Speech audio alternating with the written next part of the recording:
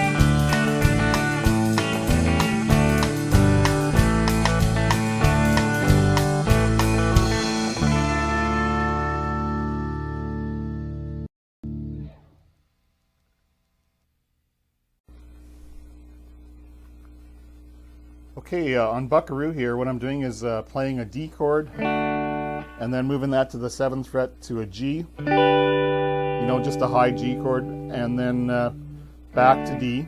Okay, now a lot of guys will play this with a barred version, so then they barred like this. And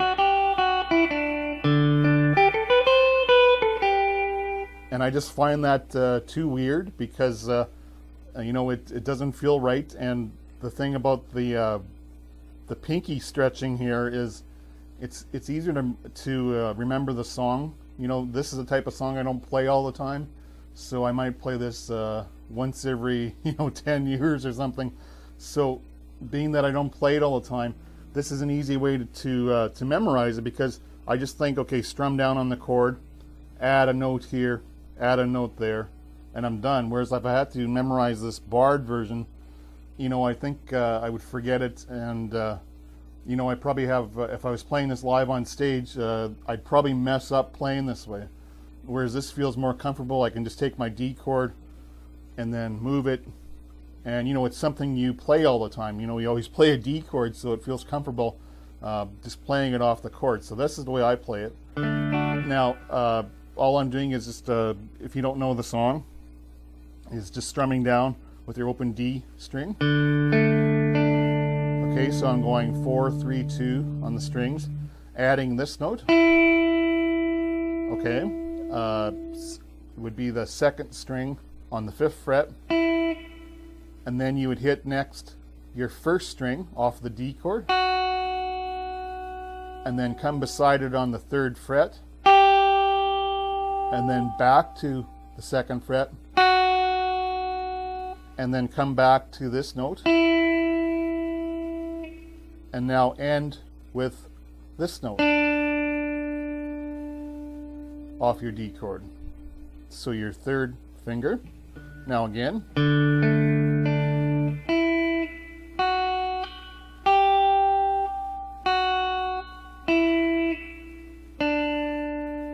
As for the right hand, you're just picking. There's no hybrid picking with pick and finger, so there's nothing fancy going on, and you know, it's just basically alternate picking down and up.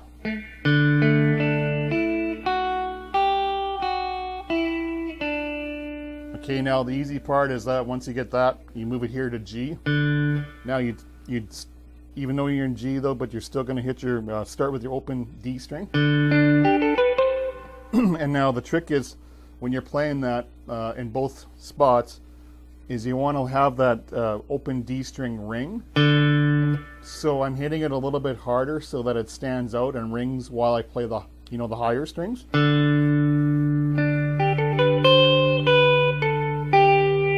So you just move that to the 7th fret with your D form to your G.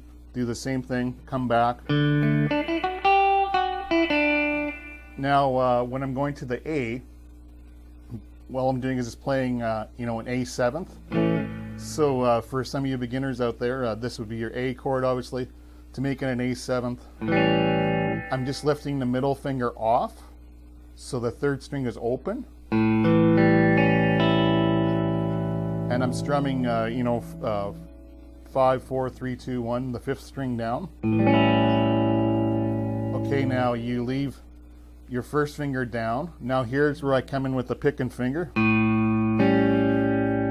Now I'll pluck the 2nd and 3rd strings and pull on them at the same time while I'm holding down the chord, and then lift off, and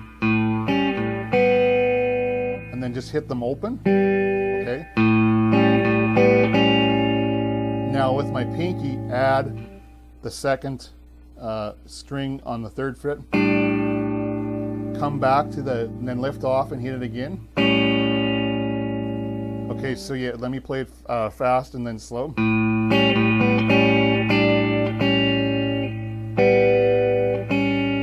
So when you come back, you hit it open one more time and then closed.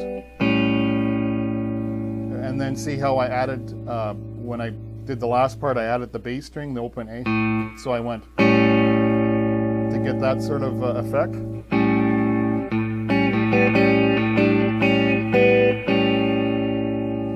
Now for some of you that don't do a lot of the hybrid picking, this is going to feel a little bit weird, but that's really the effect that you want to get. You want to get those sounds with the pick and finger going at the same time. Okay, so slowly.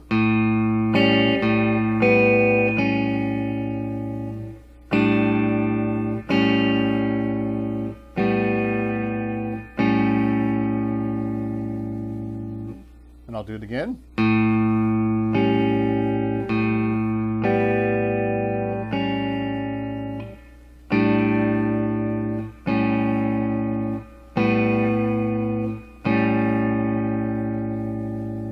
And a little faster.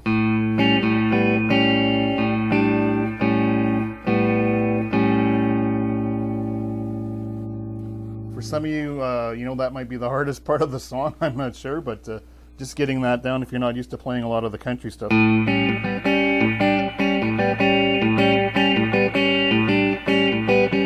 So in the song, this Buckaroo song, I basically play that same thing every time I go to the A chord.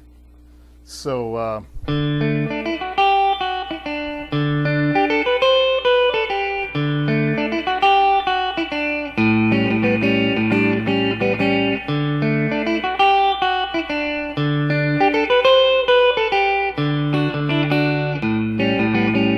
except for that part, I'm just doing it, I'm not adding the pinky. So I'm going to the D,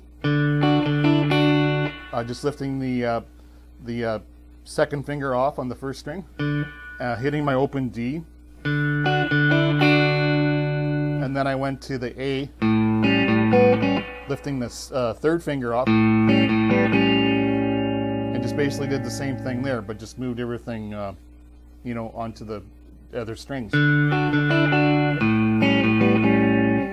And then you're just going D, G, A, D, G, A, you throw in a little bass run here. Okay, let me just play that again slow in case you don't know this. Open A string, 2nd fret, 4, and then open D string to your D. Now, this little bass run, if you're playing this in a band and maybe the drummer doesn't know the song or you don't play the song all the time, that's a really good way to start the song. Now, when I played to the backing track, I just went right into the, right into the main part in D. But if you're playing this with, with the drummer on stage, you can do this yourself, so then you don't need a count in. So you would go, and then the drummer would come in right there. If you have a drummer that knows the song. But that's how I've always played it live on stage over the years. I would just, give the drummer my little cues. So that's just like a count in sort of. And you'd come in right there, right in time with me. So, and then we didn't need a count in for the song. But anyway, in this part of the song, that's what I'm doing, the little bass run. Okay, to start it again. Now, the other parts in here, so again, I changed it up a little bit on the A. So.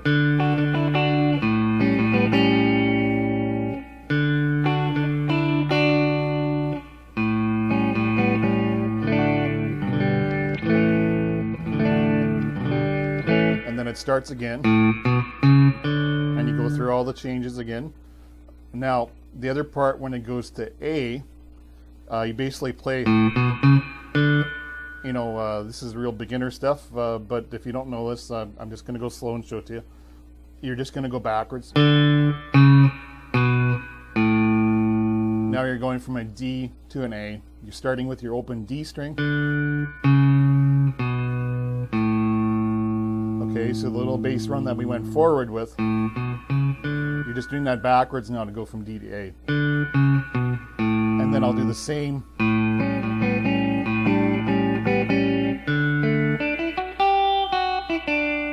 Now we go to E minor.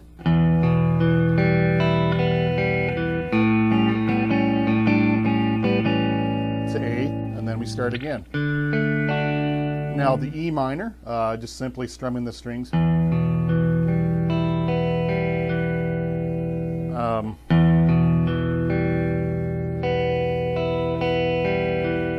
I mean, you could almost strum 6, 5, 4, 3, 2, 1 and come all the way back up, but I might skip a few, so let's see here.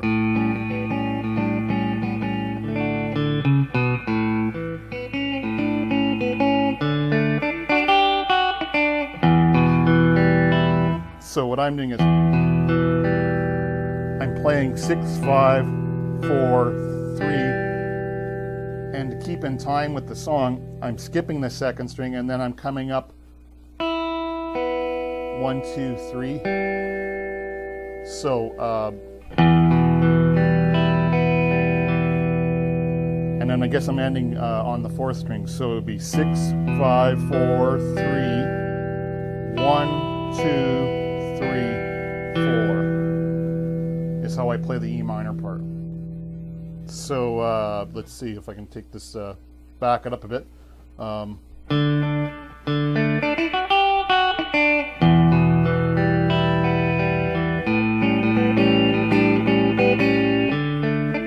And then starting over again. So, again, after the E minor, then you go to your A. And then you're starting over again. Now, the E minor part, you can throw a lot of different things in there. You can play some fancy stuff. I'm just keeping it, just real basic, just to keep in time. And if you want to experiment with,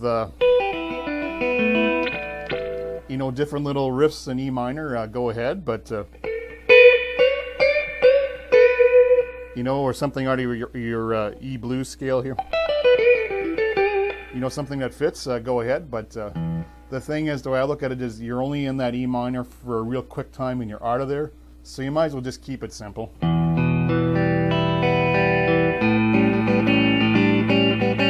So now you're just repeating again.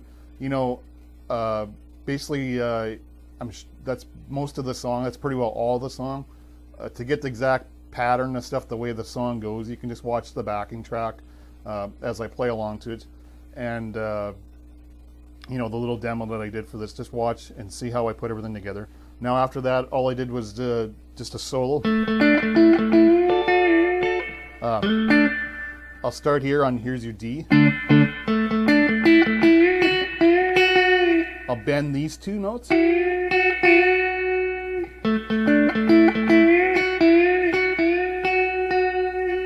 And then we're in D. Now go to G. Now do your steel guitar bend here.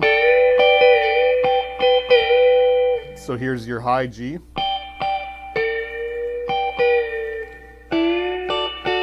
Now go to this one. But just to change it up a little bit, you know, when I started, I'll bend these. Or bend that note to this note. Instead of doing the steel. Just to change it up a bit. Now just slowly, what I'm, if you don't know this, let me just do this slow. I'll do,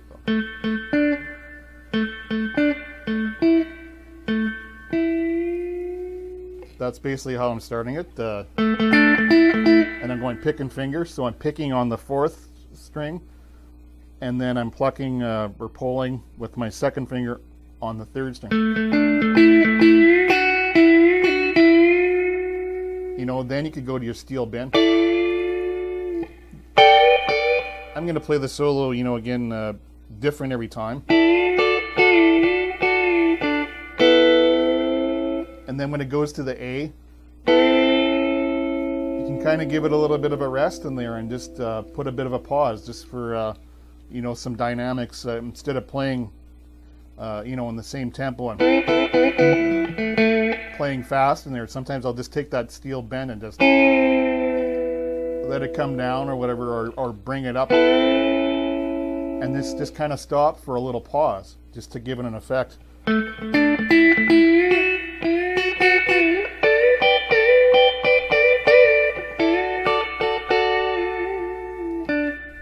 You know, later I went to the A. I'll do stuff like that over the, you know, A chord.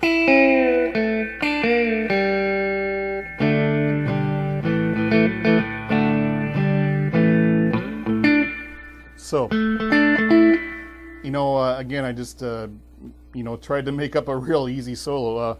The other parts I was playing on there was doing stuff like that off your D. So here, and then move that to your G. Do the same thing.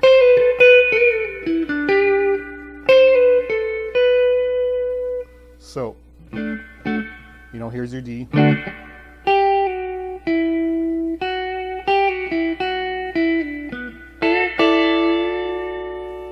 I think the main thing with a solo like this is just to not try to copy what I'm doing, you know, and just more or less try to get an idea of what I'm doing, so you can just make your own solo up over this.